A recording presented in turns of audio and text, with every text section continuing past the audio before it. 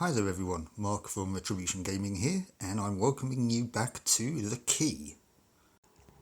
In the last episode, we completed some fiendish puzzles and managed to get a key to those tantalising double doors, which we managed to unlock. So what secrets lie behind? Well, let's go find out, shall we?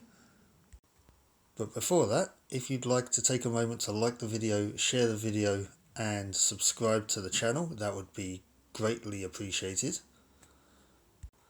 But now all that's out of the way, let's get to it.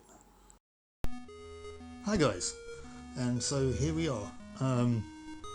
In the last episode we solved all the puzzles to be able to open these double doors. Now, confession time. This isn't going to be as much of a blind playthrough as the last two episodes were, because I've already played this section. I played this bit, but I kept having to stop and start again through various reasons, and it just didn't seem all that great, to be honest with you. And instead of just trying to splice the footage and audio together, which would have been just quite choppy and a bit crap, I decided I'm just going to replay it. So this is going to be a bit of a walkthrough for this section, because I've already done it, which is going to be quite good because it's got some fiendish puzzles, to be honest with you. But anyway, that being said, let's get on with it. So what's through this door? Through this door we have a bedroom. Now I'd originally thought that this was going to be some kind of corridor or some, another area of the house, but it leads us to a master bedroom. And it's quite a nice bedroom, to be honest with you. It's quite a nice bedroom. In it we have a four-poster bed, which according to this fella is unremarkable, but I'd say that's a fairly remarkable bed, to be honest with you. We have a grandfather clock, which needs a winding key, and what else have we got here? Oh yes, we have a table which has something on top. Now, in one of the last chopped up sections, I realised that there's a shortcut on the keyboard to navigate throughout the verbs without me needing to mouse over them, and it's the tab key. See, as you can see the verbs at the top, I'm cycling through them. Now it said there's something on top. Now there we go, there's a bit of pixel hunting involved here, but we can examine the paper. It says the reflection of a beautiful girl reveals the truth. And I've only just realised that's a clue for something to do later on, which I accidentally stumbled across anyway. So, yeah, I'm actually going to take that with me. What else did we need to do? We are going to look at this table. Yes. There's something on top, but I cannot see what it is without more light. Well, that's handy because there's a lamp on the table. Switched it on, I can see some writing on the table. So let's just look at the table again. Something sort of etched into it. Set the grandfather clock at the hidden time to reveal the path and those times, which I have written down. I did a lot of writing things down when I did this the first time. Trusty pen and paper. But yes, it gave me old school adventure game vibes. So yes, I've written those times down.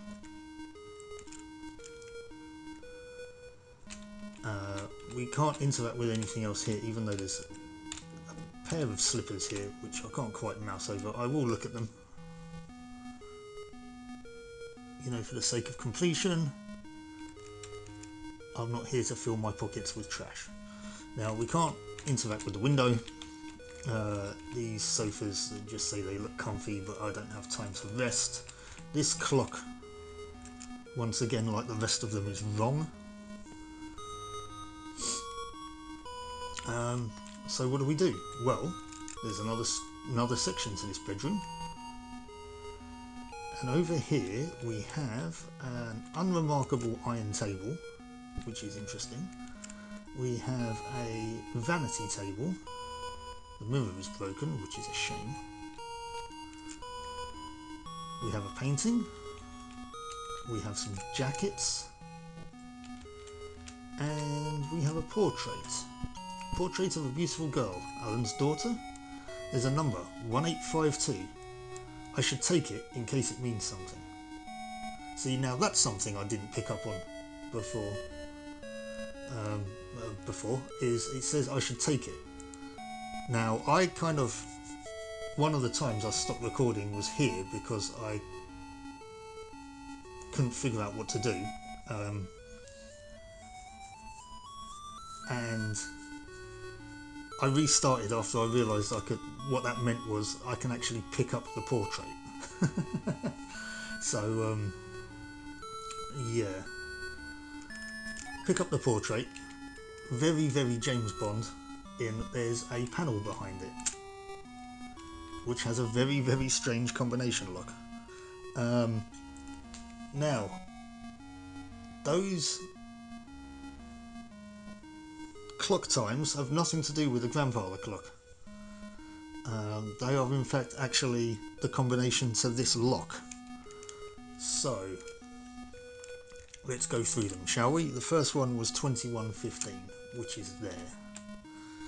Then we have 2130, 1230, 1530, 9 o'clock, which is that one already, 6 o'clock, which is there, 3 o'clock,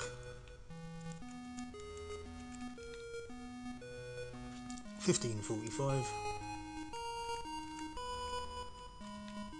and 1800.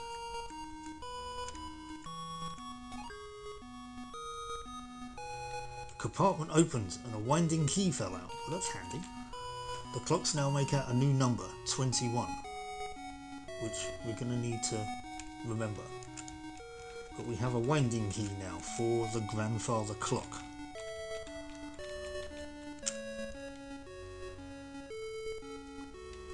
So, let's use the key on the clock, shall we?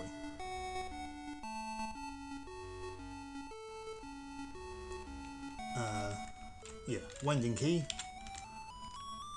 Use wind up key with grandfather clock, which takes us to another puzzle. Now this one, it's not so taxing. It took me a while to figure it out, but basically, because I was thinking it was something to do with 1852, which is a time, I guess, which is like 8 minutes to 7. But the numbers don't correspond to that. And so I was racking my brains to try and figure out what it was I needed to do. Especially as, I'll just run through it quickly here, you only get 4 attempts to change the numbers. So, you know, you can push these buttons here and it will move the numbers, the corresponding amounts based on which gears you have selected. So we have 1, 2 and 6. So like we move 1 like that. We can move 2. We can move 6. Now we're moving backwards though. See, and now we can't move 1 again now, but see, so basically what you have to do is try and figure out the correct time.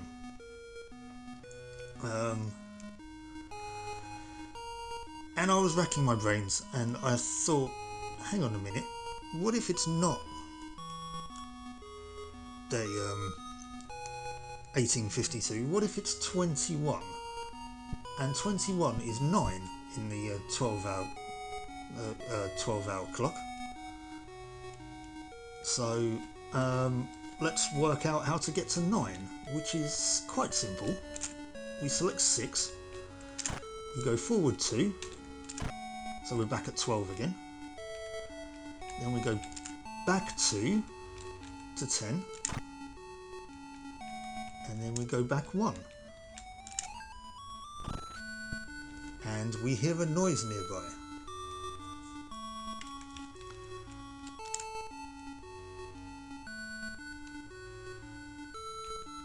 And what was that noise? It will surprise you. It's a staircase coming down from the ceiling. Well, let's go and investigate what's up the stairs, shall we? We are in an attic. Now, there's only two things we can really interact with in here. Painting that we can't see. We've got a frame without any canvas. There's a bag with some toys in it. And there's a box with nothing of interest in it. We one thing that we can interact with is a CPC 464, which I like the inclusion of. It has a tape inside, and if we use it, it gives us a load of Morse code.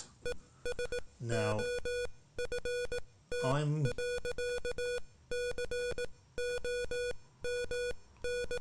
not going to translate all of this in real time. I've already done it, and it took, well, this is another reason why I had to stop, was I stopped recording and translated this and then forgot to turn the recording back on again and did a load more stuff, which I'm not going to do this time.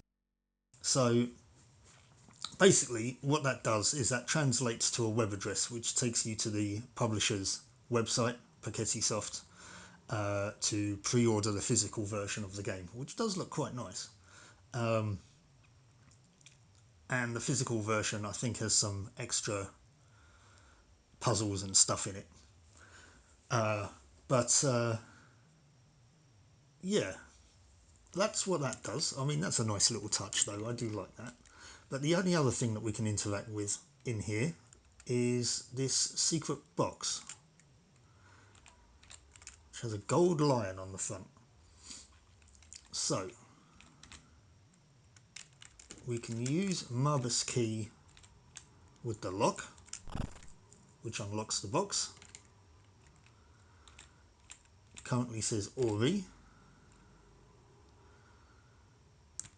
If we look at the engraving, it says the name of the girl opens the secret. Now, we don't have any girls' names, or we don't know any girls' names at the moment. However, if we look at this plaque, it gives us a cipher. Aurileonis, I think, means gold lion, which is handy because that's what's on the front of the box.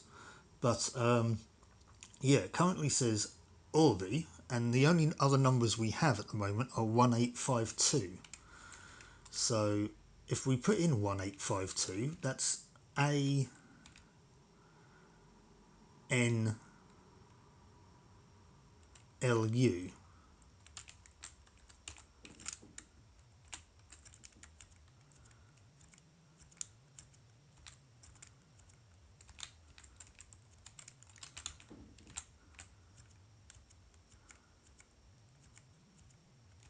Which, I don't know about you, is not any girl's name that I'm familiar with. So we've got to go figure something out. Now, in order to do that, remember that clue that we had on the bit of paper? The reflection of a beautiful girl reveals the truth. Portrait of a beautiful girl. Now, we need to get a reflection of her. How do we do that? We find a mirror. And we know where there's a mirror. It's not in the bedroom because the mirror in the bedroom is broken.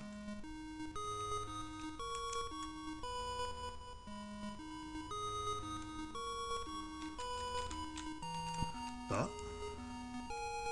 if we go in here, we have a mirror, which I kept mistaking for a jacket. So use the portrait with the mirror and it shows a different number, 5281, which is not really the reflection, but it gives us a different combination. So let's go back up to the attic.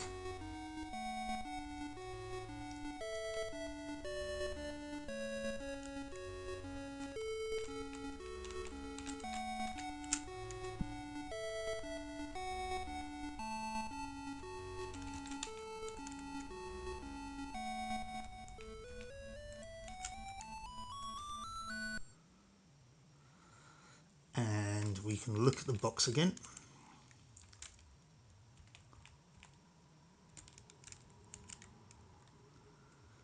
Now, what does... whoops, I can't use that. What does that then translate to? 5281 L-U-N-A. So Luna. There you go. That's the name of the girl. And that's, I like the name Luna. I've always liked the name Luna. Nothing to do with the fact that I have a strange obsession with the moon. But I like the name Luna. And no, it's nothing to do with Harry Potter before anybody says anything. Luna is the name of Alan's daughter. I found a relic inside. Which, at first glance, when this popped up, I thought it was a bra. Not going to lie. But it is in fact actually a bow. One of the 3 relics, a carefully preserved hair bow. Sorry, Paketti Soft, for thinking that was a bra. I do apologise. So yes, so we now have a relic. We have a bow. And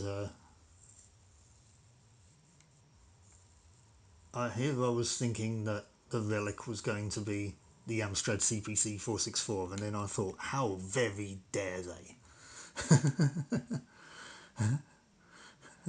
Better not be a relic.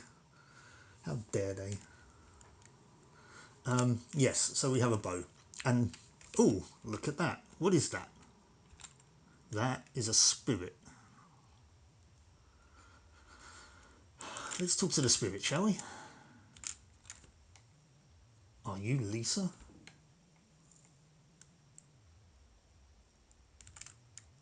One year ago. Dad? What was that noise? Dad? Dad? Are you here? What's this passage? What is this place? What's going on here? Dad? No! Ah! And that's the end of chapter 1, The Light of the Night, to be continued in chapter 2. And now it just returns us to the beginning. Now, I have to admit, I wasn't expecting it to end that abruptly, but I was previously told by the developers that it's a 3-chapter game. So, do you know what? I really enjoyed playing this. It's nice to have a point-and-click game on the Amstrad. You don't see it very often. And aside from a slight niggle I have, which is the excessive pixel hunting, well, it wasn't excessive, but you know, it is a bit tricky sometimes. Aside from that, that's kind of quite enjoyable, and I'm intrigued to see where it goes, most definitely. Looking forward to the next chapter. So yeah, very, very good, and I hope you'll join me for the next one. So, until then, I guess I'll catch you later. Bye-bye.